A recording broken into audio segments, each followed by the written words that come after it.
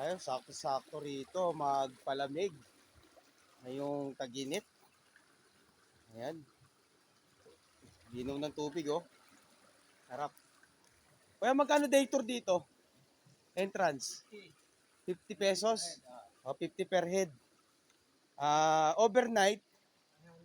100. Sulit. Sulit na sulit. Ayan, dito yan sa Amazon. Amazon River Eco Farm. Ayan, pwede ka pang tumalon din eh, oh. Huwag lang sa punot kasi sa gitna may bato na, oh. Malalim yan. Lagpas tao to, kuya, no? Lagpas tao yan. Oh, lagpas tao. Yan. Kaya dito, yung mga maliligo na, sumaligo, pinagbe-best ni kuya para safety.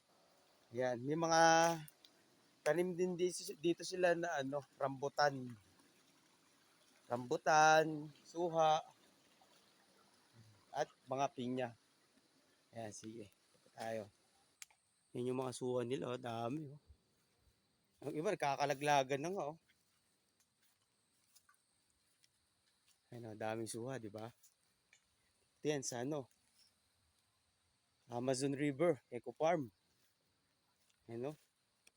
Ito yung mga kanila rambutan.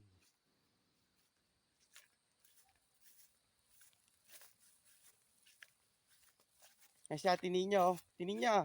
Kaway naman dyan. Maganda maligo doon. Maganda maligo ron. Malinaw yung tubig. Oo. Si ate. Tingnan mo, napakaganda na ko, no? Hitik na hitik sa bunga, namumula, oh. Ayun, no? Pulang-pula, oh. Grabe, ayun, oh. No? May rambutan farm din dito sa Amazon River, Eco Farm. Yung pinya rin sila sa Kakapimbarako. Ayan.